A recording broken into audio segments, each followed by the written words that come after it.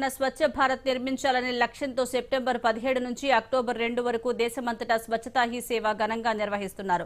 ఈ కార్యక్రమంలో భాగంగా మహబూబాబాద్ జిల్లాలోని గ్రామాన పట్టణాల్లో స్వచ్ఛతపై ప్రజలకు అవగాహన కల్పిస్తున్నారు.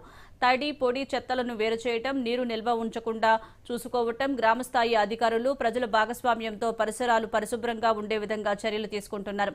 మహబూబాబాద్ జిల్లా కేంద్రంలోని నర్సింగ్ కళాశాల విద్యార్థులు స్వచ్ఛతా హీ సేవ కార్యక్రమంలో భాగంగా ఆర్టీసీ బస్టాండ్, రైల్వే స్టేషన్, కూరగాయల మార్కెట్లలో పరిసరాలను శుభ్రం చేశారు.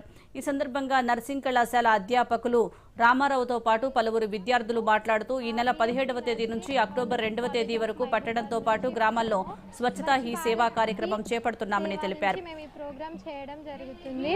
ప్లాస్టిక్ ఎక్కువ వాడడం వలన చాలా అనాథాలు జరగడం వలన మేము ఈ ప్రోగ్రామ్ ని చేయడం జరుగుతుంది. సెప్టెంబర్ 17 నుంచి అక్టోబర్ 2 వరకు ఈ ప్రోగ్రామ్ చేయడం జరుగుతుంది. మొన్న కురివిలో చేశాము. ఈరోజు రైల్వే స్టేషన్, బస్ స్టాండ్, మార్కెట్లో చేయడం జరుగుతుంది. సార్, నేను గవర్నమెంట్ కాలేజ్ ఆఫ్ నర్సింగ్ లెక్చరర్గా పనిచేస్తున్నాను. నా పేరు రామారావు. నేను ఎన్ఎస్ఎస్ ప్రోగ్రామ్ కోఆర్డినేటర్ని.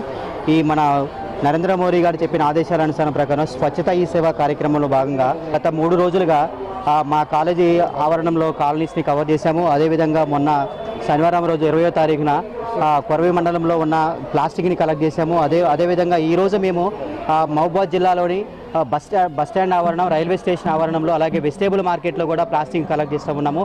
ఈ ప్లాస్టిక్ వాడటం వల్ల అనేక జబ్బులు వస్తూ ఉన్నాయి. ప్రతి ఒక్కరు కూడా ప్లాస్టిక్ని నిషేధించాలని చెప్పేసి మేము